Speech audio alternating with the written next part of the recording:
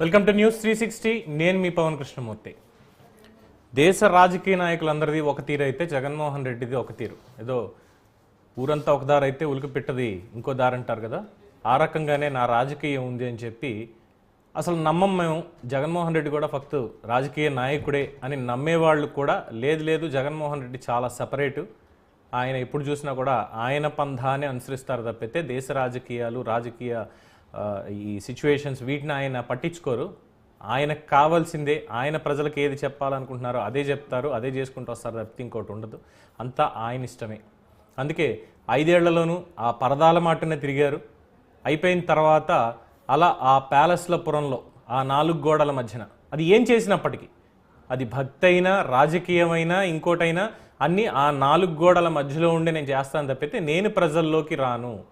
ఏదో ప్రజలందరూ అంటరాని వాళ్ళు అయినట్టు. అంటే అప్పట్లో బ్రిటిష్ కాలం నుంచి కూడా ఒకటి వచ్చింది. ఇప్పుడు ఆధునిక యుగంలో ఉన్న ఎక్కడో మారుమూల గ్రామాల్లో కొంచెం ఈ అన్టచబిలిటీ అనేది ఉంది. అది చాలా పెద్ద నేరం ప్రభుత్వం రాజ్యాంగం ప్రకారం. కానీ జగన్మోహన్ రెడ్డి మాత్రం దాన్ని ఏమైనా ఫాలో అవుతున్నారేమో. ఆయనకి కావాల్సి వచ్చినప్పుడు మాత్రం తప్ప 1 గంట 2 గంటలు, మిగతాదంతా నేను ఆ ప్యాలెస్లోనే ఉంటా, నేను బయటికి ఎందుకు రావాలి, ఎలాగో అధికారం పీకేశారు కదా అంటే మరి 5 ఏళ్ళు అధికారంలో ఉన్నప్పుడు ఆ రోజు కూడా ప్రజలందరినీ దూరం పెట్టి పరదాల మధ్యలో బ్యారికేడ్ల మధ్యలో అక్కడికి ఆయన కాన్వాయ్ వెళ్తుంటే రోడ్లన్నింటినీ కూడా బాగున్నటువంటి రోడ్లను కూడా తొలిచేసి అక్కడ అడ్డంగా ఈ కడ్డీలు వేసి కట్టడాలు ఇవన్నీ చేశారు. సభల్లో చూసాం. ఇంకా ప్రజలు పారిపోతుంటే కందకాలు తవ్విచ్చారు. అదెక్కడ రాజకీయమో తెలియదు, అదైపోయింది.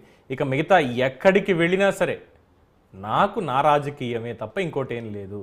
నేను ఏం మాట్లాడినా, ప్రభుత్వాన్ని విమర్శించాల్సి వచ్చినా సరే నేను ఆ 4 గోడల మధ్యలోనే చేస్తాను. నేను నిరసనకి పిలుపునిస్తా, ప్రజలందరూ బయటకు వస్తారు, లేదంటే నా కార్యకర్తలందరూ బయటకు వస్తారు. చివరాఖరిలో నేను రద్దు చేసుకుంటా. నేను రద్దు చేసుకొని ఇదిగో ప్రభుత్వమే నన్ను కట్టడి చేసేసిందని చెప్తా. అది కూడా చెప్పేది మళ్ళీ ఆ 4 గోడల మధ్యలోనే. ఎందుకు ఈ 4 గోడల మధ్యలోనే? అక్కడి నుంచి చేసేది రాజకీయం ఎందుకు అవుతుంది? ఇదే పంధాతోటి ఏం చేస్తాం?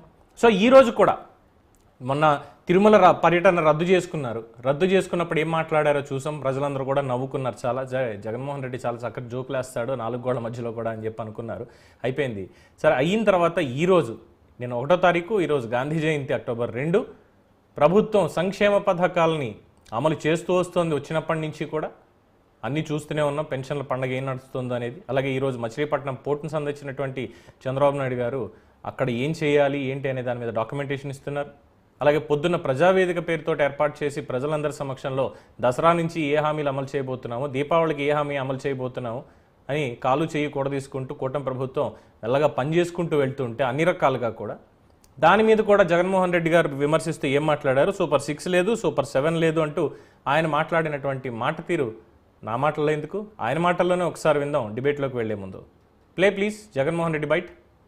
స్ట్రక్చర్డ్ పద్ధతిలో పార్టీ బలోపేతానికి గ్రామ స్థాయి నుంచి పార్టీ ఆర్గనైజ్డ్ స్ట్రక్చర్గా తయారు చేయడం కోసం, ఆర్గనైజ్డ్గా ఉండేదానికోసం బిల్డింగ్ స్ట్రక్చర్ తీసుకొచ్చే కార్యక్రమం చేస్తూ ఉన్నాం.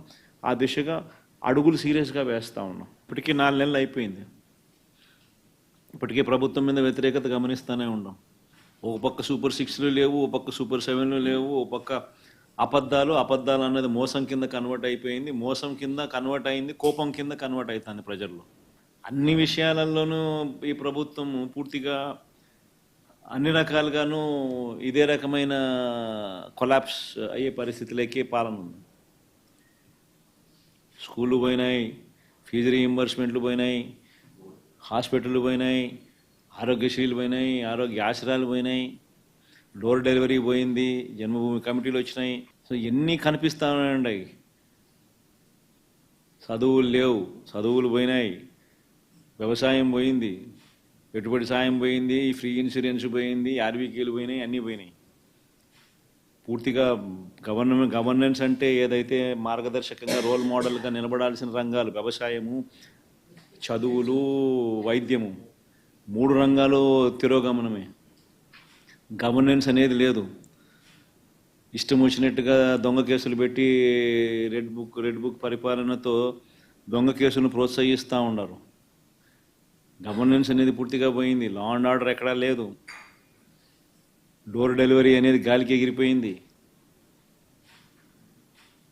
ఇంతకుముందు పారదర్శకతంగా ఇచ్చే పరిస్థితి, ఈరోజు పారదర్శకత అనే పదం లేక ఈరోజు విజయవాడలో కనీసం ఫ్లడ్ ఎన్యూమరేషన్ చేయలేని పరిస్థితి. ఇన్ని ఇళ్ళు మునిగినాయి, ఈ మునిగిపోయిన ప్రతి ఇంటికి ఇంత సహాయం చేయాలనుకుంటే.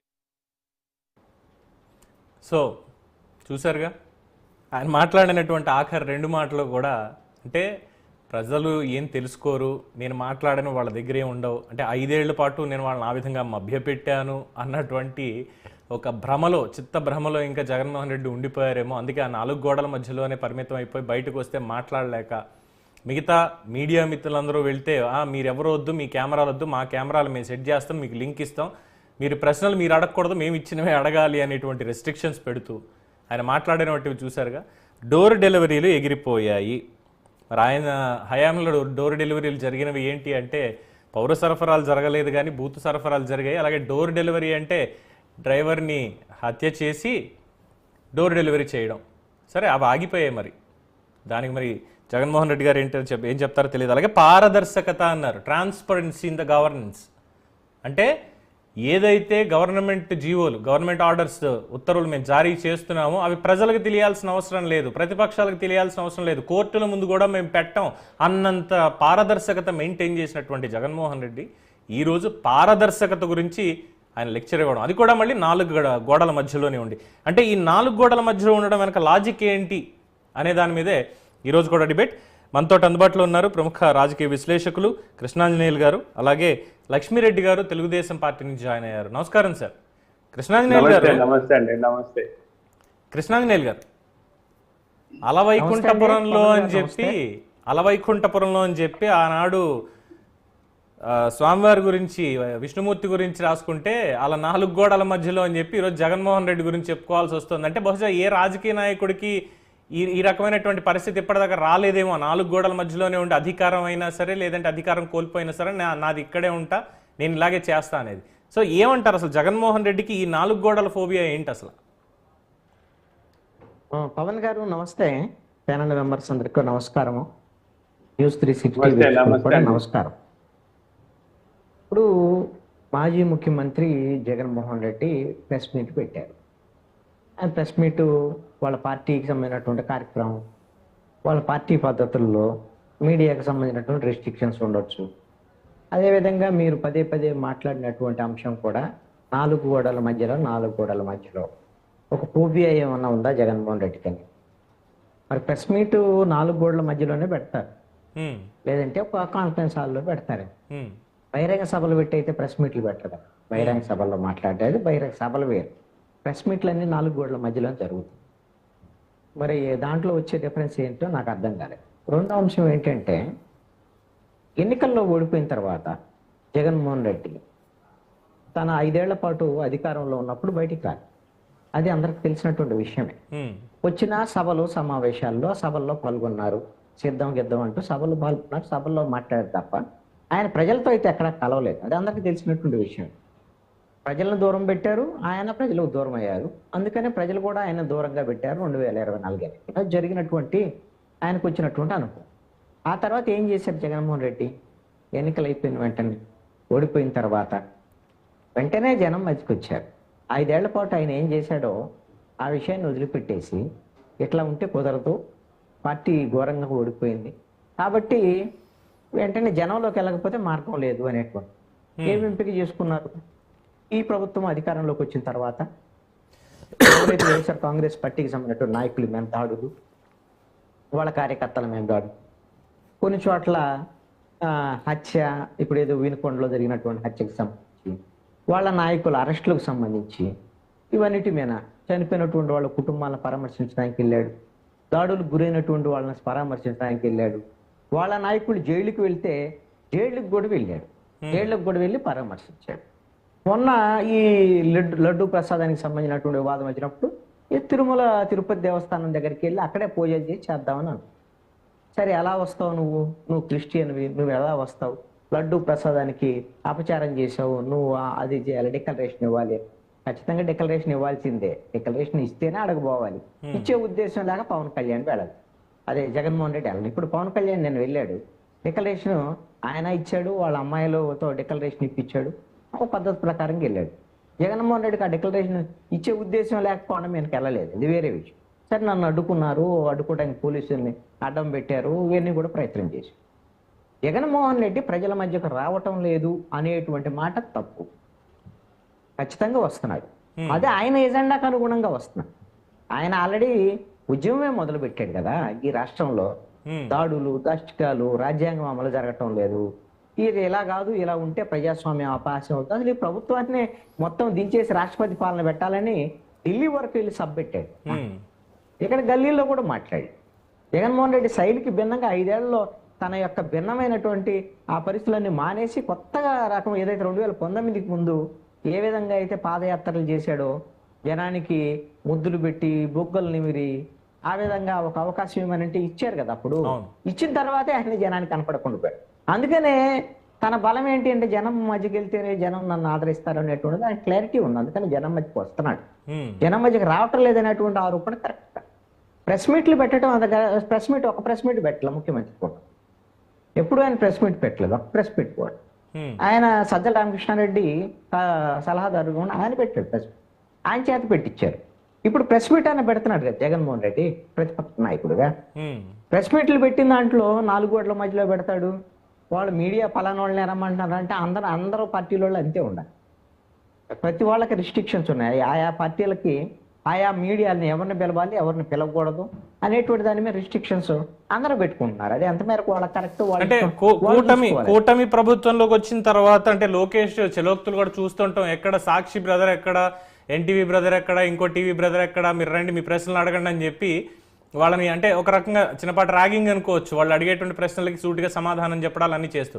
బట్ జగన్మోహన్ రెడ్డి దగ్గరికి వచ్చేసరికి అసలు ఎవరు ఉంటారు అనే దానికి కూడా చాలా క్లారిటీ మొన్న ఈ మధ్యనే వచ్చింది. ఇచ్చినటువంటి ఒక అంటే వాళ్ళు లెటర్ హెడ్ మీద ఇస్తారు కదా ఎవరు రావాలని చెప్పి ఇన్వైటీస్ లిస్ట్లో కేవలం మీ ప్రతినిధులు వచ్చి లోపల కూర్చుంటే చాలు, ఒక 4-5 కెమెరాలు మావే, మేమే రికార్డ్ చేసింది మేము ఇస్తాం, లింక్ ఇస్తాం మేము, ఆ లింక్ మీరు ప్లే చేసుకుంటే చాలు, ప్రశ్నలు మేమే రాసిస్తాం. ఇది చాలా మంది షాక్ అయ్యారు. అదేంటి 5 ఏళ్లలో గతంలో మేము అడిగాం కనీసం 1-2 ప్రశ్నలు, మాకు ఇప్పుడు ప్రతిపక్ష హోదా కోసం కోర్టుకెళ్ళి ఇంతలా పోరాడుతున్నారు మీరన్నట్టుగా. కొన్ని సందర్భాల్లో ఆయన ఎజెండాకి తగ్గట్టుగా ప్రజల్లోకి వచ్చినప్పటికీ అట్లీస్ట్ మేము అడిగే ప్రశ్నలకు సమాధానం అన్న చెప్పాలి కదా ఆయన, మమ్మల్ని అది కూడా అడగనివ్వకుండా వాళ్ళ ప్రశ్నలు వాళ్ళ సమాధానాలు అంటే మేము మాత్రం ఎందుకు ఇంకా అని చాలా సరదాగా మాట్లాడుకుంటున్నారు కొంతమంది. అవును, ఇష్టమైతే వెళ్తారు, ఇష్టం లేని వాళ్ళు వెళ్ళరు. ఎవరన్నా వాళ్ళ ఒట్టు పెట్టి బతనాడి పిలుస్తున్నారా ఏంటి? వాళ్ళ పార్టీకి సంబంధించినటువంటి ప్రెస్ కాన్ఫరెన్స్కి ఇన్విటేషన్ పంపించారు. వాళ్ళ పార్టీ ఆఫీసులో ప్రెస్ కాన్ఫరెన్స్, వాళ్ళు ఒక రూల్స్ రెగ్యులేషన్స్ పెట్టుకున్నారు. ఎస్, వాళ్ళే ఇస్తామని అంటున్నారు. ఫీడు ఇస్తే తీసుకోండి, ప్రశ్న అడిగే అవకాశం ఉంటే అడగండి, లేకపోతే లేదు. మేము ప్రశ్నలు అడిగేటువంటి అవకాశం లేనప్పుడు అసలు ప్రెస్ మీట్కి ఎందుకు రావాలి అని ఎవరన్నా అన్నారనుకోండి, మానేసేయండి. ఎవరు వెళ్ళమన్నారు వాళ్ళని? మీరు బయట కూడా అయ్యా జగన్మోహన్ రెడ్డి నువ్వు ఇవి మాట్లాడావు, నువ్వు మాట్లాడిన దాంట్లో ఈ విషయాలు ఉన్నాయి, ఇదిగో ప్రజలు ఇవన్నీ కోరుకుంటున్నారు, నువ్వు కూడా ప్రశ్నలు సంధించవచ్చు. ఆయనతో ఎదురుకెళ్ళి కూర్చొని అక్కర్లా. ఎవరు మీడియాలో వాళ్ళు జగన్మోహన్ రెడ్డి మాట్లాడినటువంటివి వాస్తవాలు ఇవి, వీటి ప్రశ్నలకు సమాధానం ఎవరు చెప్తారు? జగన్మోహన్ రెడ్డి మమ్మల్ని ప్రశ్న వేయడానికి అవకాశం ఇవ్వలేదు, మమ్మల్ని రానివ్వలేదు, కాబట్టి మేము మీడియా ద్వారా అడుగుతున్నాం. జగన్మోహన్ రెడ్డి వైఎస్ఆర్ కాంగ్రెస్ పార్టీ వాళ్ళు ఎవరు సమాధానం చెప్తారో చెప్పమని అడగండి. మీడియాకి ఏమన్నా రిస్ట్రిక్షన్స్ వాళ్ళు ఆయన పెడితే కుదరదు కదా. ఇష్టమైన వాళ్ళు వెళ్తారు, ఇష్టం కాని వాళ్ళు వెళ్ళారు. ఒకటి నేను ఇంకొకటి అడుగుతాను పవన్ గారు, ఈ రోజున ఇప్పుడు అధికారంలోకి వచ్చారు, తెలుగుదేశం పార్టీ ఆఫీసులో వాళ్ళ ఆఫీసులో సాక్షి వాళ్ళు వెళ్ళొచ్చా అండి? నేను ఇప్పుడు అడుగుతున్నాను. లోకేష్ పిలుస్తాడు, వాళ్ళని ఎక్కడో ప్రెస్ మీట్లు పెట్టినప్పుడు మాట్లాడటం వేరు, వాళ్ళ ఆఫీసులోకి ఎంట్రీ ఉందా? నేను ఒకసారి మీరు కనుక్కొని తర్వాత చెప్పండి నాకు. నెక్స్ట్ ప్రెస్ కాన్ఫరెన్స్ లో, నెక్స్ట్ మన డిబేట్ లోనే చెప్పండి. వాళ్ళు కూడా చంద్రబాబు నాయుడే మాట్లాడాడు.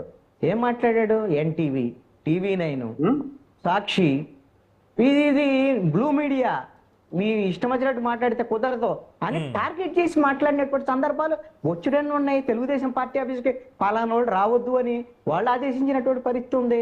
అది వాళ్ళ పార్టీ ఆఫీసు, వాళ్ళ ఇష్టము. అందుకని ఇది మంచిది కాదు సంప్రదాయం. యాజ్ ఏ జర్నలిస్ట్ మనము ఈ విధంగా ఇదేంటి పార్టీల్లో ప్రజాస్వామ్యతంగా పార్టీలు వ్యవహరించాలి కదా, వాళ్ళు రావద్దు వీళ్ళు రావద్దు అని రిస్ట్రిక్షన్స్ పెడుతున్నారు ఏంది అని బాధ ఉంటుంది. కానీ అన్ని పార్టీలు ఇవే చేస్తున్నాయి. ఇప్పుడు జగన్మోహన్ రెడ్డి ఒక్కడే చేస్తే మీరు అన్నారు కదా ఊరందరూ ఒకటే దారి, ఉలిపి కట్టది ఇంకొక దారి అని. అన్ని కట్టెలు ఉలిపి కట్టెలు లాగానే ఉన్నాయి, అన్ని పార్టీలు అంతే. అది కదా ఇది మేబీ గత 5 ఏళ్ల పర్యవసానం వల్ల ఇప్పుడు కొంచెం కళ్ళు తెరుచుకుని చేసినటువంటిది ఏమో కూడా- కావచ్చేమో. అంతకు ముందు కూడా ఉంది పవన్ గారు. మనం ఎన్నేళ్ళు, నేను 3 దశాబ్దాల నుంచి ఉన్నాను. ఎప్పుడైతే రాజశేఖర్ రెడ్డి ముఖ్యమంత్రి అయ్యాడో అయిన రోజుల నుంచి 2004 నుంచి ఆయన మీడియాని టార్గెట్ చేయటం, నేరుగా మీడియాని టార్గెట్ చేయటం మొదలైంది. Correct. ఆ రెండు పత్రికలను ఆ రోజున మాట్లాడారు, ఆ 2 పత్రికలని. అదే విధంగా చంద్రబాబు నాయుడు కూడా మాట్లాడాడు. దానికి అదనంగా ఇంకా అసలుకి జగన్మోహన్ రెడ్డి దుష్ట చతుష్టయం అని ఆయన ఇష్టం వచ్చినట్టుగా ఆయన మాట్లాడినప్పుడు మీడియా కూడా, నేను అంటాను, మీడియా ఏదో శుద్ధపూస, రాజకీయ పార్టీలేమో మంచి అని అనుకోవటానికి లేదండి. మీడియాలు కూడా శుద్ధపూసలు కాదు. వాళ్ళకు అవసరానికి అనుగుణంగా మీడియాలో వాళ్ళు ఒకవైపు పక్షపాతంగా వ్యవహరించడం, ఒకళ్ళ మీద కక్ష సాధింపుగా వ్యవహరించడం, అవసరానికి అనుగుణంగా అధికారంలో ఉంటే తమకి ఇష్టమైనటువంటి వాళ్ళు ఒక రకంగా వ్యవహరించడం, తమకు అనుకూలమైన వాళ్ళు ప్రతిపక్షంలో ఉంటే ఇంకొక రకంగా వ్యవహరించడం, ఈ సొంత ఎజెండాలతో మీడియా వ్యవహరించేటప్పుడు వాళ్ళకి మాత్రం హక్కులు అధికారాలు ఎక్కడ ఉంటాయండి? నేను 4th ఎస్టేట్, నేను మాత్రం ప్రశ్నిస్తావు. ఎవరు ప్రశ్నిస్తావు? నీకు ఇష్టం లేని వాళ్ళు మాత్రమే ప్రశ్నిస్తావు, నీకు అనుకూలమైన వాళ్ళు ప్రశ్నించవు నువ్వు. ఇది కదా మీడియాకి సంబంధించి. మేము మీడియాలో ఉండే నేను చెప్తున్నాను. ఈ ధోరణి ఉన్నప్పుడు ప్రతి వాళ్ళు టార్గెట్ చేస్తారు, పడాల్సిందే.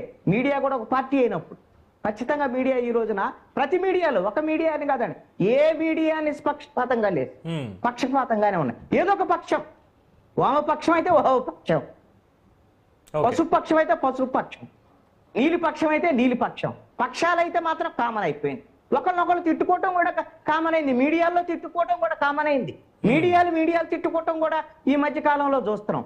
అందుకని ఎవరైనా మీడియాని ఎంతో కొంత గౌరవంగా ఉంచాలంటే మీడియా గురించి మాట్లాడకపోవటం మంచిది.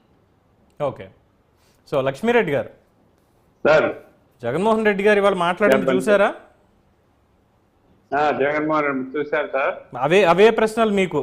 సూపర్ 6 లేదు, సూపర్ 7 లేదు, స్కూళ్ళు, చదువులు, విద్యా దీవెన, వసతి దీవెన పోయాయి, అమ్మ ఒడి, ఆసుపత్రులు, ఆరోగ్యశ్రీ పోయాయి, డోర్ డెలివరీ, వాలంటీర్ల వ్యవస్థ పోయింది, రైతు భరోసా, వ్యవసాయం పోయింది, అన్ని విషయాల్లో మీ పరిపాలన కుప్పకూలింది.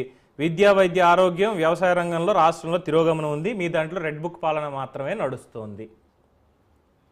అదే నడుస్తోందా? పోయాయా అన్ని? అది భ్రమ సార్. ఆయన జగన్మోహన్ రెడ్డి గారు బెంగళూరు ప్యాలెస్ లో ఉండి ఆంధ్రప్రదేశ్ లో జరిగేటటువంటి ఒక మంచి ప్రభుత్వాన్ని ఈ రోజు ప్రజలందరూ హర్షించే విధంగా మా నాయకుడు చంద్రబాబు నాయుడు గారు ప్రతి విషయంలోనూ జాగ్రత్తలు తీసుకొని, నిన్న వరద విషయంలో చాలా గొప్పగా ఆయన చేసినటువంటి సేవలు, 2 వారాల పాటు మరి కృష్ణా జిల్లా కలెక్టరేట్ లో ఆయన అక్కడే నిద్రపోయి ప్రజల మధ్య నుండి ప్రజల సంక్షేమాన్ని కోరినటువంటి వ్యక్తి. వాళ్ళందరికీ ఈరోజు 620 కోట్ల రూపాయలు ఆ 32 డివిజన్లో ఉన్నటువంటి ప్రజలందరికీ పంచిపెట్టినటువంటి ఏకైక వ్యక్తి చంద్రబాబు నాయుడు. ఎన్నో విపత్తులు వచ్చాయి జగన్మోహన్ రెడ్డి గారి టైంలో కూడా. ఆయన హెలికాప్టర్లో తప్ప భూమి మీద ఆ విపత్తుల యొక్క ప్రదేశాలను పరిశీలించి ప్రజలకు ఏ విధంగా నష్టం జరిగింది, ఆ నష్టాన్ని అంచనా వేసి వాళ్ళకు అనుగుణంగా ఏదైనా సహాయ సహకారాలు అందించినటువంటి విషయాలు 5 ఏళ్ల పాలనలో ఎప్పుడైనా జరిగిందా? చంద్రబాబు నాయుడు గారు భారతదేశంలోనే ఎక్కడా లేని విధంగా ఈరోజు ఓల్డ్ ఏజ్ పింఛన్ కానీ, వితంతు పింఛన్ కానీ, ఈ వికలాంగులకు ఇచ్చినటువంటి 3,000 నుంచి 6,000 రూపాయలు చేయడం కానీ, 10,000 రూపాయలు చేయడం కానీ, 15,000 రూపాయలు చేయడం కానీ, ఇవన్నీ కూడా భారతదేశ చరిత్రలో ఒక ఆంధ్రప్రదేశ్ లో ఒక సువర్ణాక్షరాలతో రాసుకునేటటువంటి ఘట్టాల రూపంలో చేసినటువంటి వ్యక్తి మా నాయకుడు చంద్రబాబు నాయుడు గారు. ఈ రోజు ప్రతి నెల 1వ తేదీ ప్రతి జిల్లాలో ఏదో ఒక కుగ్రామానికి పోయి ఆ గ్రామంలో ఆ కుటుంబాన్ని పలకరించి వాళ్ళ మంచి చెడ్డలు తెలుసుకొని ఆ ప్రాంతంలో ఏ విధంగా ప్రజలకు మనం ఏం చేస్తే ఇంకా కొంచెం మెరుగైనటువంటి సాయం చేయడానికి అవసరాలను ప్రత్యక్షంగా చూసి ఆయన కార్యక్రమాలు నడుపుతున్నాడు. నిన్న జరిగినటువంటి పుచ్చగాయపల్లిలో ఆ గ్రామానికి 2,80,00,000 రూపాయల అభివృద్ధి కార్యక్రమాలకు శ్రీకారం చుట్టారు.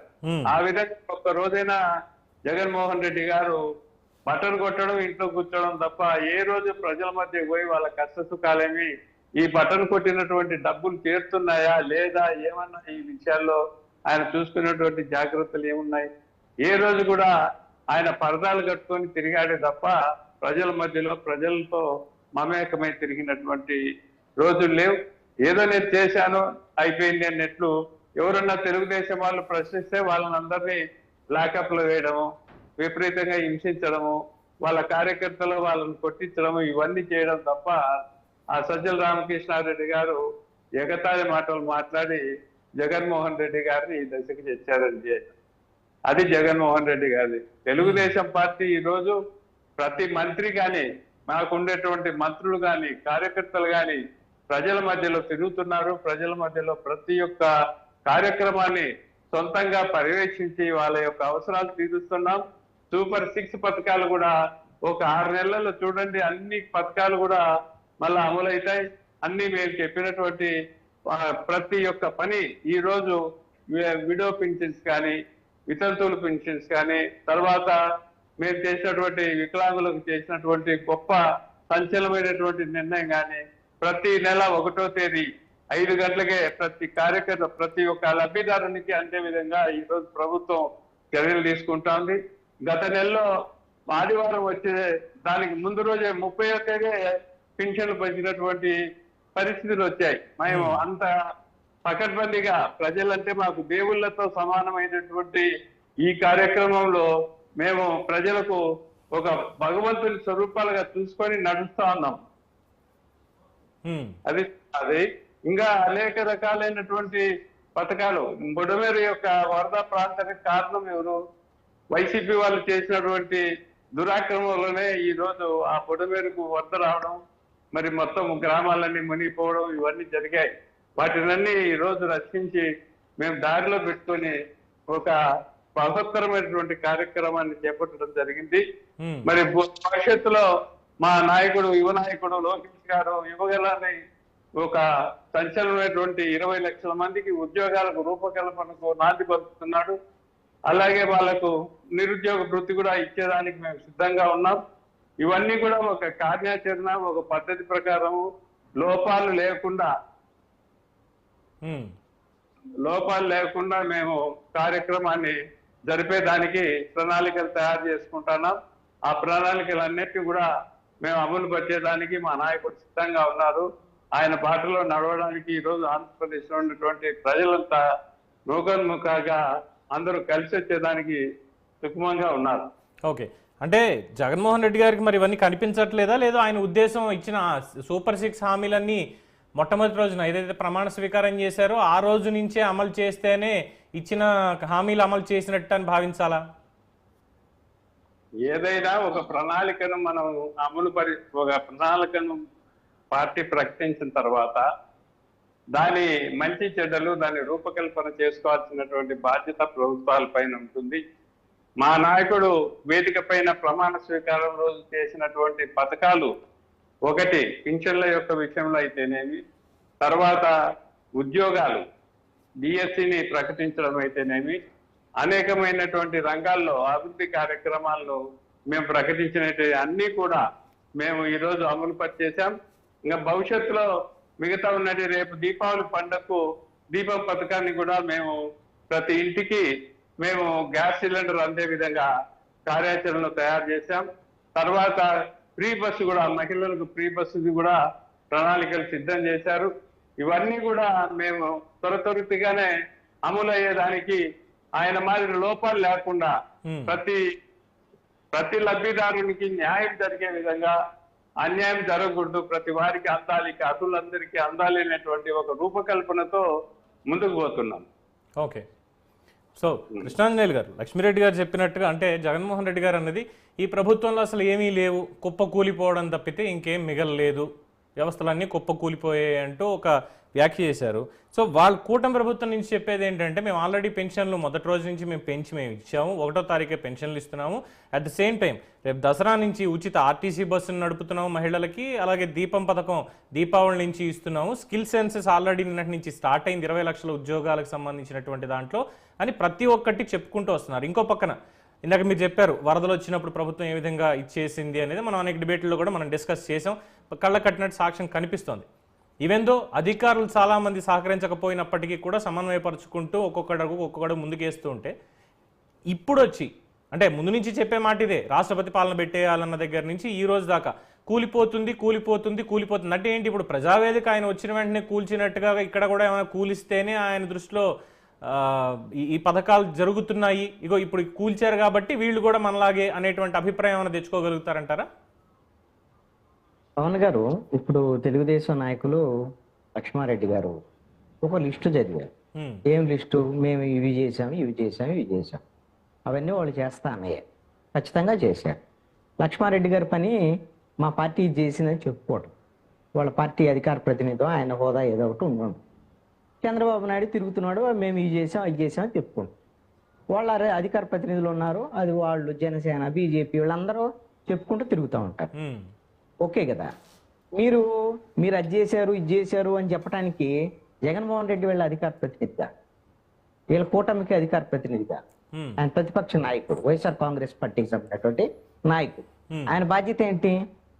వీళ్ళు ఎన్నికల సమయంలో సూపర్ 6 అని పలానా హామీలు ఇచ్చారు. ఆ హామీలు అమలు జరగలేదు. ఏమేమి అమలు జరగలా? ఏం చేస్తామన్నారు అంటే ఎప్పుడు చేస్తారు అని అంటే చేస్తారండి, తొందర ఏముంది అని అంటే చేసే వరకు అడుగుతానే ఉంటారు వాళ్ళు కదా. ఏం చేయలేదు. అమ్మ ఒడి ఇస్తా అన్నారు. అమ్మ ఒడి ఎప్పుడు ఇవ్వాలి? బడులు మొదలైన తర్వాత. ఇప్పుడు 5 ఏళ్ల పాటు వైఎస్ఆర్ కాంగ్రెస్ పార్టీ ఉన్నప్పుడు ప్రైవేట్ బడిలోకి పోయే పిల్లగాడు కూడా అమ్మ ఒడి ఇచ్చారు, 15,000 ఇచ్చారు.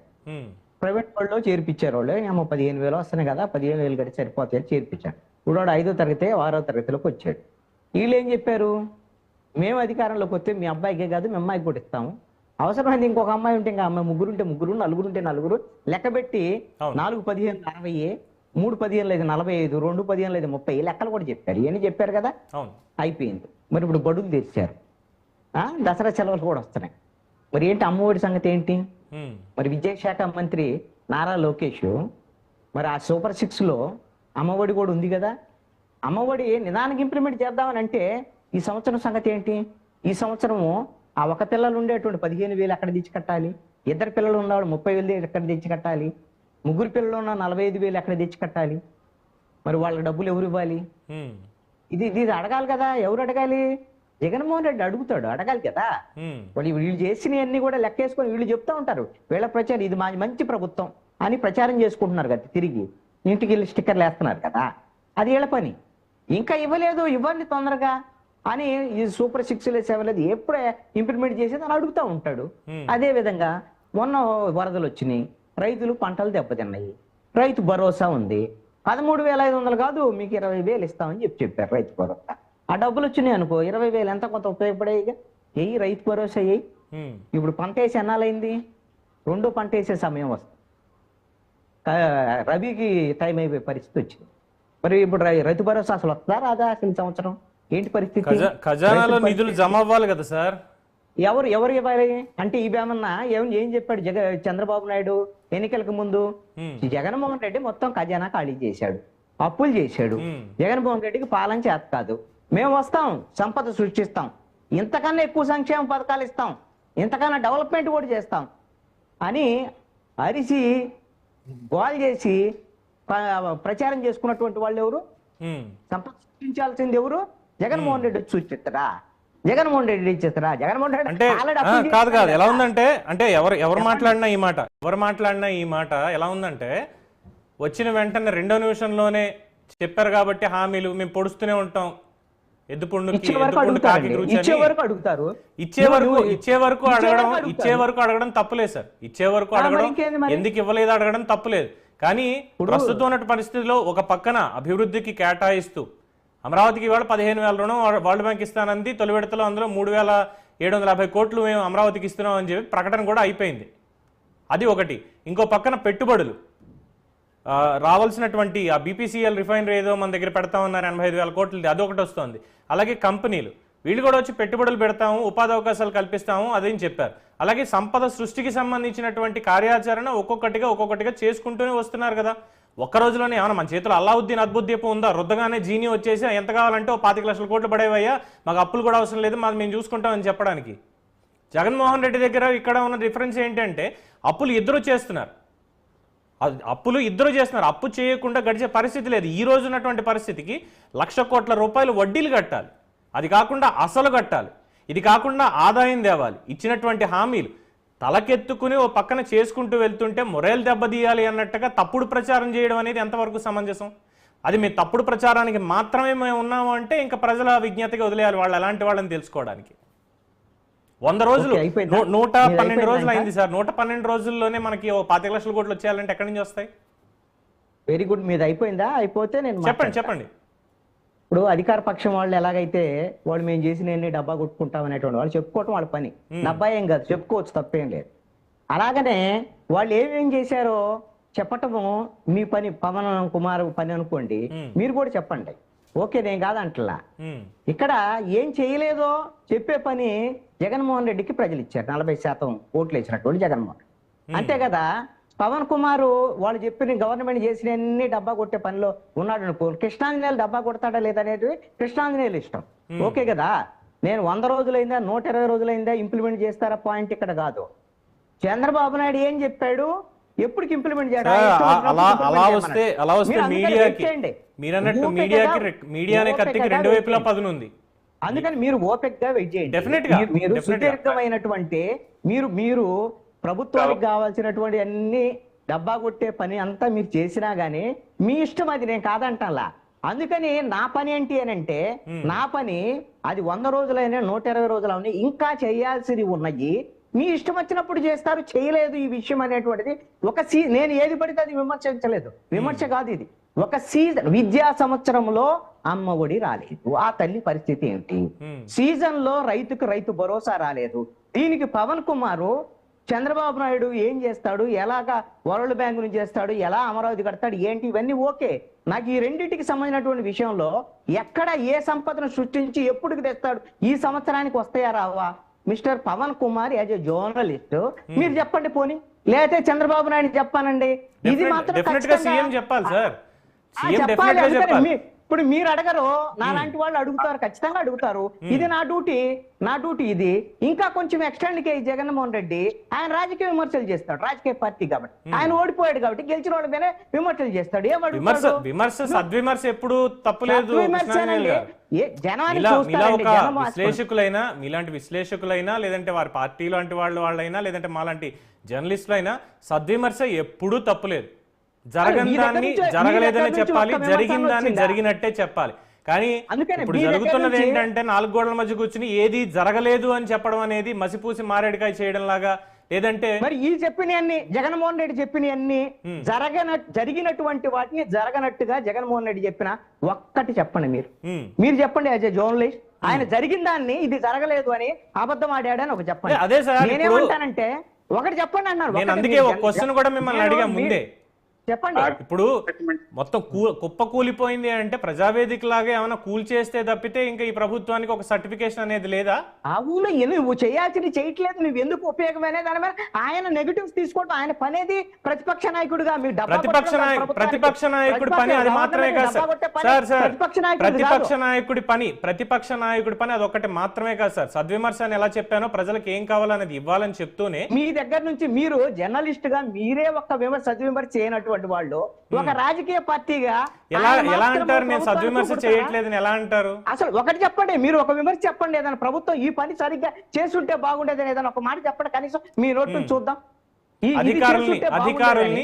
అధికారుల్ని ఇంకా కట్టడి చేయలేదు పూర్తిగా. ఎందుకంటే వరదల విషయంలో మేము చూసాం, మనం చూసాం సింగనగర్ ఫ్లైఓవర్ మీద 38,000 ఫుడ్ ప్యాకెట్లు ఎలా వేస్ట్ అయిపోయో చూసాం. అలాగే చివరి వరకు కూడా ఈ ప్రభుత్వం వెళ్ళలేకపోయింది, అధికారులు వెళ్ళలేదు, అలసత్వం వహించారు. మైనస్ ఉంది అక్కడ.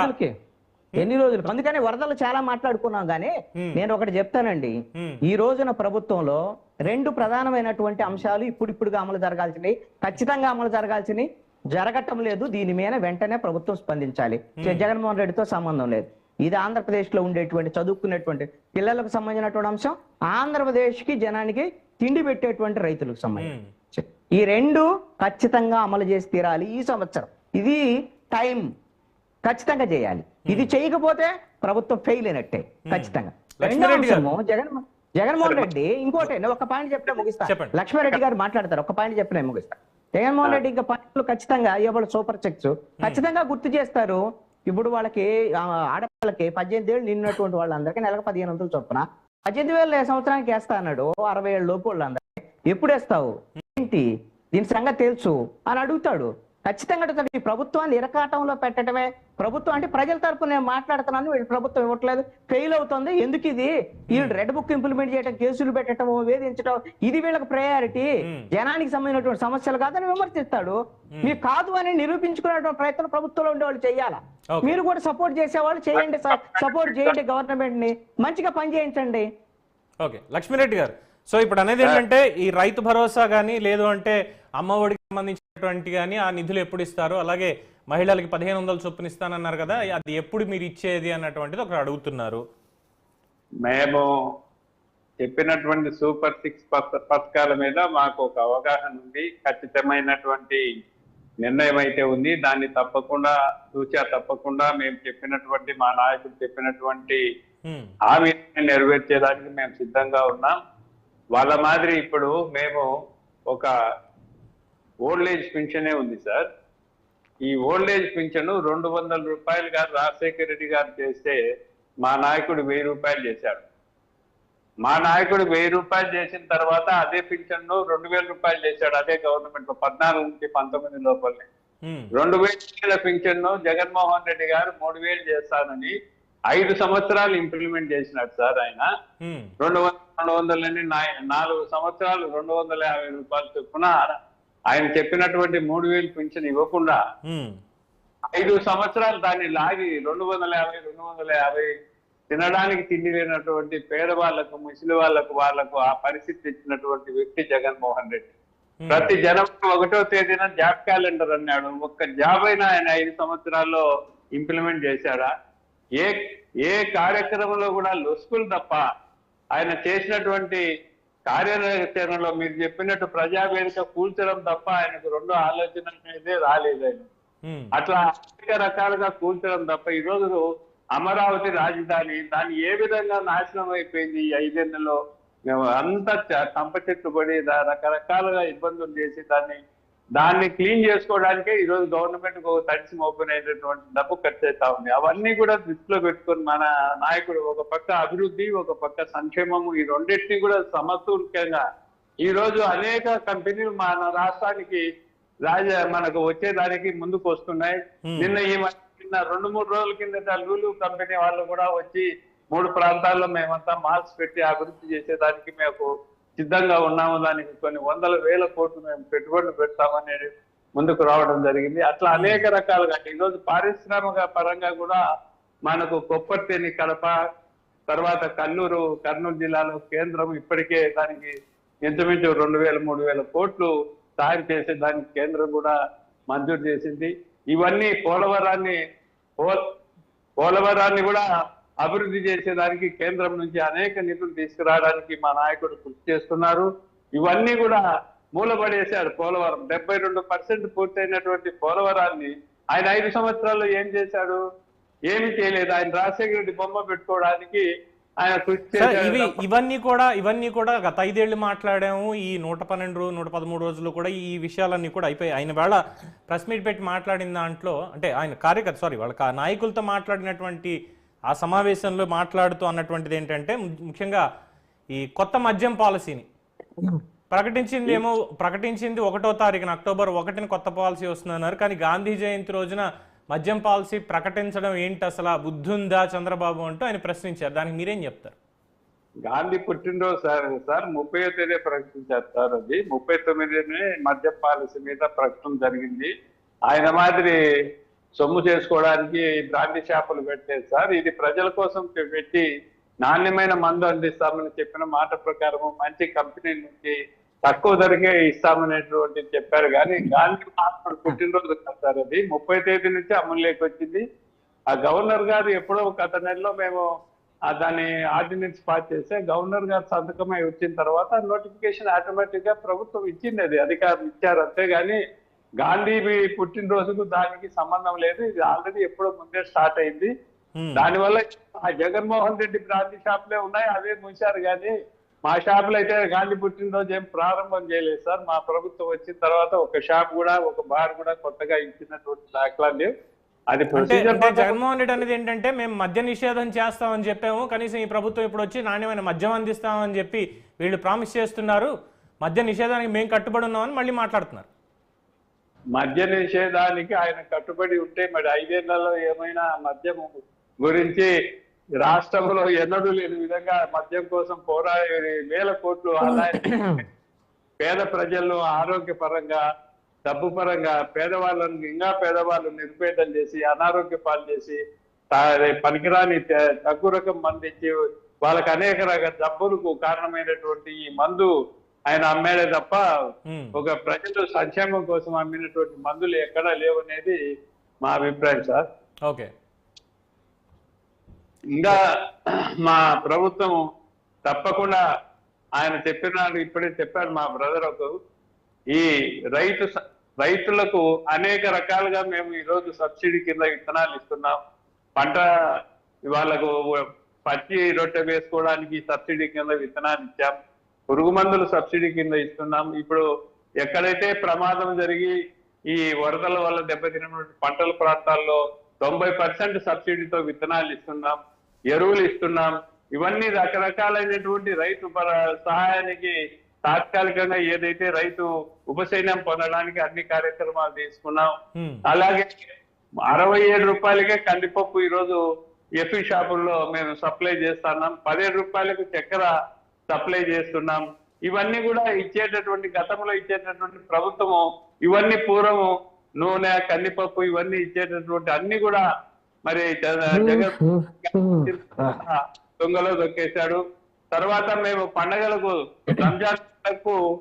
రంజాన్ తోపా తర్వాత సంక్రాంతి పండుగకు అన్ని కూడా పేదవాళ్ళంతా కడుపు నిండా అన్నం తినాలనేటటువంటి కార్యక్రమాలతో ఇవన్నీ కూడా మేము ఎంతో అభివృద్ధి కార్యక్రమాలు చేసి అవన్నీ మూలపడేశారు. ప్రధానంగా అన్న క్యాంటీన్లు ఈ రోజు రాష్ట్రంలో 200 క్యాంటీన్లు స్థాపించి ఈ రోజు రాష్ట్రంలో ప్రతి పేదవాడు 5 రూపాయలకి అన్నం తినే విధంగా 3 పూటల అన్నం తినే విధంగా ఏర్పాటు చేసినటువంటి మా ప్రభుత్వం ఇది ఎక్కడ లేని విధంగా ఏ రాష్ట్రంలో లేని విధంగా ప్రతి టౌన్లలో ప్రతి ప్రాంతాల్లో ఎక్కడైతే జనాభా ఎక్కువ ఉన్నారో మున్సిపాలిటీలో కానీ కార్పొరేషన్ లో కానీ అన్ని చోట్ల మేము ఈ క్యాంటీన్ పెట్టి మరి పేద ప్రజలకు ఒక అన్నదానాన్ని ఏర్పాటు చేసి ప్రభుత్వం తరఫున ఈ కార్యక్రమాన్ని చేపట్టడం జరిగింది. లక్ష్మారెడ్డి గారు, ఇది మంచి ప్రభుత్వం కార్యక్రమంలో ఎజెండానా ఏంటి ఇది పవన్ గారు? మంచి ప్రభుత్వం కార్యక్రమంలో ఎజెండానా మొత్తం ఒక లిస్ట్ అంతా చెబుతున్నారు? అభిప్రాయాన్ని వారు చెప్తున్నారు. ఇప్పుడు జగన్మోహన్ రెడ్డి ఏం ప్రశ్నించారు అన్న దానికి ఆయన సమాధానం ఆయన చెప్తున్నారు. అదే అంటండి నేను అడిగింది ఒక 2 ప్రశ్నలకి తర్వాత నేను ఇష్టం వచ్చినప్పుడు ఒక పగబడి తర్వాత ఆయన ఆ 2టికి చెప్తానండి. అమ్మఒడి ఎప్పుడు, రైతు భరోసా ఎంత నిశ్చయం చెప్తానండి. ఏం పర్వాలేదు, దానికి ఒక సమయం వస్తుంది. దానికి కూడా కొన్ని పద్ధతులు, దానికి ఒక కమిటీ వాళ్ళంతా తయారు చేస్తున్నారు. దానికి ముహూర్తం ఏమైనా కావాలా లక్ష్మారెడ్డి గారు? మీ మాదిరి అట్లా కాదండి. మీరు ఇచ్చిన అమ్మఒడి కూడా మీరు 4 తూర్లు ఇచ్చారు. 5 సంవత్సరాలు చెప్పిన వెంటనే ఇవ్వలేదు. అమ్మఒడి కూడా జగన్మోహన్ ప్రభుత్వం కూడా వచ్చిన వారంలోనో 10 రోజుల్లోనే అమ్మఒడి లేదు. 1 సంవత్సరము దానికి మీరు ఒక ప్రణాళిక చేశారు. అయినా అందరికి ఇవ్వలేకపోయారు. ముందేమో అమ్మఒడి మేము అందరికి ఇస్తామని ఎలక్షన్ మ్యానుఫ్యాక్చర్ చెప్పారు. అయితే కుటుంబంలో ఒకరికే కండిషన్. తర్వాత 300 యూనిట్లు కరెంట్ ఛార్జీ ఉందని కట్ చేశారు. ఇన్ని గజాల కంటే ఇల్లు పెద్దది ఉందని కట్ చేశారు. రకరకాల చేతగాని కార్యక్రమాలన్నీ చుట్టి దాన్ని వ్యవస్థలంతా చిన్నాభిన్నం చేశారు. దానివల్ల అందరికీ ఏం మేలు జరిగింది లేదు, చెప్పుకోవడానికి తప్ప. మీరు బట్టలు వద్దితే 1000 మందికి 700 మందికి అది అమౌంట్ పడుతుంది, 300 మందికి అమౌంట్ పడదు. అట్లా కాకుండా మేము 1000 మందికి మేము ఇవ్వాలనుకుంటే 1000 మందికి పడే విధంగా మేము ఒక ప్రణాళిక తయారు చేస్తున్నారు. దాని ప్రకారమే మేము సిద్ధంగా ఉన్నాం. మేము తప్పకుండా అమ్మఒడే కాదు, మేము చెప్పినటువంటి 6 పథకాలు కూడా మేము తప్పకుండా అమలు పరుస్తుంది తెలుగుదేశం పార్టీ కూటమి ప్రభుత్వం. మా నాయకుడు చంద్రబాబు నాయుడు గారు అర్నిశాలు కృషి చేసి కేంద్రం నుంచి నిధులు తెచ్చుకుంటాం, మా సంపదను సృష్టిస్తాం. తప్పకుండా మేము మా యొక్క విధిలో ఈ కార్యక్రమాలన్నీ ఒక పద్ధతి ప్రకారము మేము చేయగలుగుతామనేదే చెప్పాం. తప్పకుండా చేస్తామనేది వాళ్ళు చెప్తున్నటువంటి అంశం. ఈ ప్రణాళికలో లోపాలని సవరించుకోవాల్సినటువంటి అవసరం ఉంది కాబట్టి కొంత సమయం తీసుకోవచ్చు. ఆ సమయం అయిన వెంటనే అందరికీ అన్ని పథకాలు వచ్చే విధంగా మేము కార్యాచరణ రూపొందించుకొని ముందుకు పోతాం. అది సార్ వారు చెప్పింది. ఓకే అండి, మీరే ఒక ప్రశ్న అడిగారు, ఆయన ఎలాగో సమాధానం చెప్పలేదు దానికి. ఎందుకనంటే ఆయన ఒక పెద్ద లిస్ట్ చెప్పారు. వైఎస్ఆర్ కాంగ్రెస్ పార్టీ ఫెయిల్యూర్స్ ఏంది, వైసీపీకి ఎన్ని, తెలుగుదేశం జనసేన బీజేపీ వాళ్ళే కాదండి, మీరు నేను కూడా అరిసి గీ పెట్టాం 5 ఏళ్ల పాటు. అందుకనే వైఎస్ఆర్ కాంగ్రెస్ పార్టీ 150 సీట్ల నుంచి 5 పోయి మధ్యలో 11 మిగిలాయి. దాంట్లో ఆ ప్రభుత్వం తప్పులలో ఖచ్చితంగా ఈ తప్పులు చేస్తుందని ఇంతకన్నా గట్టిగా మాట్లాడిన వాళ్ళలో నేను కూడా ఉన్నా. కాబట్టి ఇప్పుడు లక్ష్మారెడ్డి గారు వాటి గురించి ఎన్ని చెప్పిన ఉపయోగం లేదు. లక్ష్మారెడ్డి గారు బాధ్యతగా చెప్పాల్సింది ఏంటంటే, నొక్కి చెప్పాల్సింది ఏంటంటే, టైం వస్తుంది చేస్తాము, ఇవి టయాలు ముహూర్తాలు అన్ని నేను అడగల. సూపర్ 6 అంతా నేను జగన్మోహన్ రెడ్డి అడిగినట్టుగా మీ ప్రభుత్వం ఏం చేయలేదు, ప్రభుత్వం మొత్తం ఫెయిల్ అయింది, సూపర్ 6 లేదు, సూపర్ 7 లేదు, పడుకున్నదే పడిపోతుంది నేను అనలా. నేను 2 కీలకమైనటువంటి అంశాలని లేవనెత్తి, ఆ 2 కూడా అనివార్యంగా పిల్లలకు రైతులకు సంబంధించినటువంటి అంశం. ఈ ప్రభుత్వము ఈ సంవత్సరము వీటిని ఇంప్లిమెంట్ చేయకుండా ఎస్కేప్ అయ్యేటువంటి పరిస్థితి ఉంది. ఇది చాలా నష్టం కలిగించేటువంటి అంశము. రెండవది ఏంటి అని అంటే, ఈ విధమైనటువంటి ఆర్థిక పరిస్థితి ఉంది అని, ఇన్ని అప్పులు ఉన్నాయి అని, ఈ విధంగా ఖజానా ఖాళీ చేశాడు అని జగన్మోహన్ రెడ్డి ఏమేం చేశాడు, 12 లక్షల కోట్లు 14 లక్షల కోట్లు అని అన్ని మనమే చెప్పాము. అన్ని చంద్రబాబు నాయుడు చెప్పాడు, పవన్ కళ్యాణ్ చెప్పాడు, పురంధేశ్వరి చెప్పాడు. వీళ్ళందరూ ఈ విధమైనటువంటి ఖజానా ఖాళీ ఉన్నటువంటి పరిస్థితిలోనే మేము ఇన్ని ఇస్తామని ఇంప్లిమెంట్ చేస్తామని చెప్పింది. అందుకని మీరు కొన్ని నిదానంగా ఇంప్లిమెంట్ చేస్తారంటే ఖచ్చితంగా చేయొచ్చు. ఇప్పుడు మహిళలకి 1500 ఇస్తా అన్నారు, అది ఇప్పుడు 1 నెల కాదు, 2 నెలలు కాదు, లేకపోతే సంవత్సరం తర్వాత ఇంప్లిమెంట్ చేస్తే వాళ్ళు మహిళల సంగతి వాళ్ళు చూసుకుంటారు. సాటిస్ఫాక్షన్ ఉంటుందా లేదా, లేకపోతే ఎందుకు ఇవ్వట్లేదని వాళ్ళు అడుగుతారా లేదా, సెకండరీ. కానీ ఇప్పుడు పిల్లలు ఈ సంవత్సరం సంగతి, ప్రైవేట్ స్కూల్లో చేరినటువంటి పిల్లగాడు సంబంధించినటువంటి దాంట్లో 2 పిల్లలు ఉంటే 3 పిల్లలు ఉంటే వాళ్ళ పరిస్థితి ఏమిటి? ఇది పవన్ గారు అడుగుతారా లేదా ఈ ప్రభుత్వాన్ని? ముహూర్తం ముహూర్తం అంటే ఒకటే, ఇది చాలా పెద్ద ఇష్యూ సార్, అందులో ఎటువంటి డౌట్ లేదు. ప్రభుత్వానికి నిజంగానే ఒక పెద్ద తలకాయ నొప్పిలా మారేటువంటిది ఖచ్చితంగా. రేపు పొద్దున్న జగన్మోహన్ రెడ్డి కాదు, మీరు నేను కూడా కాదు, సామాన్య ప్రజానీకం కూడా ఎక్కడయ్యా అని చెప్పి అడుగుతారు. స్కూళ్ళు తెరిచారు, సరే ముందు మేము అప్పో చేసి కట్టుకున్నాము, 2 నెలలు చూసాం, 3 నెలలు చూసాం, ఏంటి ఇంకా రాలేదన్న ప్రశ్న వాళ్ళ నుంచే వస్తుంది. అప్పుడు ఖచ్చితంగా ఈ కూటమి ప్రభుత్వం సమాధానం చెప్పడమే కాదు, సొల్యూషన్ కూడా నష్టపరిహారంతో సహా వీళ్ళే ఇచ్చుకుని తీరాలి. అందులో ఎటువంటి డౌట్ లేదు, అస్సలు డౌట్ లేదు.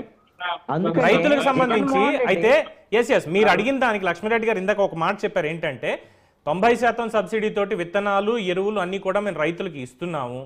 ఇప్పుడున్నటువంటి దాంట్లో తక్షణ ఉపశమనం కింద వాళ్ళకి ఆల్రెడీ కాస్త పాడైపోయినటువంటి పంటలకి బాధ్యత అండి, కనీసమైనటువంటి బాధ్యత అండి. చేశారు కదా అక్కడ. రొటీన్ గా చేసే పని అనివార్యంగా చేయాలి. అది కూడా చేయకపోతే అసలు ఇంకెందుకు పనికిరాని ప్రభుత్వం అయిపోయింది. గతంలో అది కూడా లేదు కదా సార్. జరుగుతున్న దాన్ని స్వాగతిస్తూ జరగాల్సిన దాన్ని హెచ్చరించాలి. అవును, ఏం స్వాగతించాలంటారు? ఇప్పుడు వాళ్ళ జరుగుతున్న దాన్ని కాదు, ఆల్రెడీ పని జరుగుతున్న దాన్ని కృష్ణాంజలి గారు వాళ్ళ డ్యూటీ తప్పుగా అనుకోదు. ఎవరిదైనా డ్యూటీయే సార్, ఎవరిదైనా డ్యూటీనే, మీదైనా సరే నాదైనా సరే డ్యూటీనే. అవును, తప్పు జరిగిన చోట తప్పనే అంటాము, మంచి జరిగిన చోట మంచినే చెప్తాం. అదే అంటే మీరేమంటున్నారంటే, మీరు ఓన్లీ ఇది మంచి జరుగుతుందా, ఈ ప్రభుత్వం చేస్తుంది, అది చేస్తుంది కాదు. నేను చెప్పింది మీరు చెబుతున్నారు. మిస్టేకెన్ నేను చెప్పింది అందరికి చూస్తున్నారు, అందరు చూస్తున్నారు కదా, చూస్తున్నారు. చెప్పనివ్వండి సార్, పూర్తిగా చెప్పనివ్వండి. మీదే డిబేట్, నేనేం చేస్తాను, మీరే చెప్పనివ్వండి సార్, చెప్పనివ్వండి. ఇప్పుడు ఆయన చెప్పారు కొంచెం రైతులకి, ఇప్పుడు మన వరదలు వచ్చిన నేపథ్యంలో మేము ఆల్రెడీ దీనికి ఇది క్లియర్ చేశాము, ఇది చేస్తున్నాం, వాళ్ళకి తక్షణ ఉపశమనం కింద వాళ్ళ డ్యూటీనే నిజమే చేశారు, ఇంకా చేయాల్సింది ఉంది, దానికి తగ్గట్టుగా బలం కూడా తీసుకుని మేము చేస్తున్నాము స్టెప్ బై స్టెప్ అని చెప్పారు.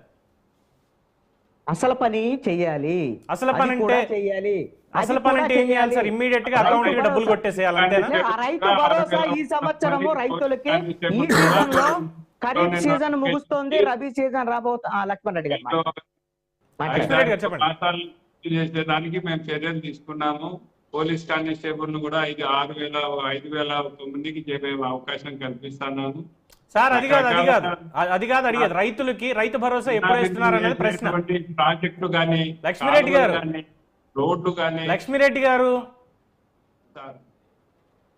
లక్ష్మీరెడ్డి గారు ఆయన అడిగింది రైతు భరోసా ఎప్పుడు వేస్తున్నారు, సీజన్ వస్తోంది, రైతు భరోసా ఎప్పుడు అన్నది ఆయన అడుగుతున్నారు. ఒక సీజన్ పోయిందండి, 2వ సీజన్ వస్తుంది. ప్రణాళిక ప్రకారం మేము చేస్తాం, తప్పకుండా చేస్తాము. మేము చెప్పినటువంటి సూపర్ 6 పథకాల్లో జగన్మోహన్ రెడ్డి మాది తప్పించుకో. మేము ప్రతిదీ బాధ్యతగా ప్రజలకు మేము ఒక రెస్పాన్సిబిలిటీ నాయకులుగా Right, sir. బాధ్యతగా అంటే మా నాయకులు ముఖ్యమంత్రిగా, పవన్ కళ్యాణ్ గారు ఉప ముఖ్యమంత్రిగా, దీంట్లో బీజేపీ కేంద్ర ప్రభుత్వం రైట్ కూడా right involved thank you Lakshmi Reddy గారు, లక్ష్మీరెడ్డి గారు, కృష్ణాంజనేయులు గారు పార్టిసిపేట్ చేసినందుకు గాను. సో జగన్మోహన్ రెడ్డి గారు ప్రశ్నించినటువంటి దానికి అనలిస్ట్ కృష్ణాంజనేయులు గారు చెప్పినటువంటి విశ్లేషణ సహేతుకమే. అట్ ద సేమ్ టైం కూటమి ప్రభుత్వం తరఫున వచ్చినటువంటి లక్ష్మీరెడ్డి గారు చెప్పింది కూడా సహేతుకమే. అయితే ప్రజల దగ్గర నుంచి వస్తున్నటువంటిది ఏంటంటే జగన్మోహన్ రెడ్డి కేవలం తన ఎజెండాతో మాత్రమే, అంటే వరదలు వచ్చినప్పుడు ఒక 2 గంటలు, కోర్టు విచారణ ఉన్నప్పుడు, లేదంటే కేసులకు సంబంధించి విచారణ ఉన్నప్పుడు ఇంకొకటిని ఎత్తికేసుకొని నా రాజకీయం అంటగా బయటికి రావడం, ఇది కాదు రాజకీయ నాయకుడు చేయాల్సింది. ప్రెస్ మీట్లు అంటే 4 గోడల మధ్యలో ఏదో ప్రభుత్వం ఆ కాన్ఫరెన్స్ హాల్లో మొత్తం అందరినీ తీసుకొచ్చి పెట్టినట్టు కాదు. ప్రతిపక్షం కోర్టుకు వెళ్ళడం కాదు, ముందు బయటకు వచ్చి ప్రజల్లో ఉంటేనే కదా అన్నటువంటిది ప్రశ్న వస్తుంది. అలాగే చేస్తున్నటువంటి తప్పుడు ఆరోపణలు సోషల్ మీడియాని పెట్టుకొని, సోషల్ మీడియా కావచ్చు. అయితే ఇవాళ ఇంకో పెద్ద ఆశ్చర్యం ఏంటంటే ఈ స్టేట్మెంట్లు అన్ని రాసినటువంటి వారి పత్రిక వెబ్సైట్లో సీఎం జగన్మోహన్ రెడ్డి గారు మాట్లాడారు, ఇదన్నీ కూడా సీఎం జగన్మోహన్ రెడ్డి ప్రశ్నించారన్నారు. అంటే రాష్ట్రానికి ముఖ్యమంత్రి జగన్మోహన్ రెడ్డి అయితే చంద్రబాబు ఎవరు, పవన్ కళ్యాణ్ ఎవరు? దీనికి మరి వారి సమాధానం ఏంటి అనేది తెలియదు. సో ఇంకా ఒక చిత్త భ్రమలు అలాగే ఉండిపోయి ఆ 4 గోడల మధ్యలోనే ఉంటేనే రాజకీయం అన్నట్టుగా చేస్తున్నటువంటి దానికి వాళ్ళ కార్యకర్తలు, వాళ్ళ నేతలే బలైపోతున్నారు అన్నటువంటి నిజం ఆయనకి ఎప్పుడు తెలుస్తుందో అర్థం కాదు. ఎందుకంటే ఇవాళ కార్యకర్తలు, లక్షలాది మంది కార్యకర్తలు ఉన్నారు, కోట్లాది మంది ప్రజల సపోర్ట్ ఉంది, మన నేతలే మనకి ఇంపార్టెంట్ అన్నటువంటి వ్యాఖ్యానం జగన్మోహన్ రెడ్డి చేశారు. కాబట్టి ఇకనైనా ఆ 4 గోడల రాజకీయాన్ని పక్కన పెట్టి నలుదిక్కుల రాజకీయంలోకి ఎంటర్ అవ్వాలనేదే ప్రజలు కోరుకుంటున్నటువంటి అంశం. సో ఇది ఈరోజు డిబేట్ అంశం. చూస్తూనే ఉండండి News 360. నేను మీ పవన్ కృష్ణమూర్తి.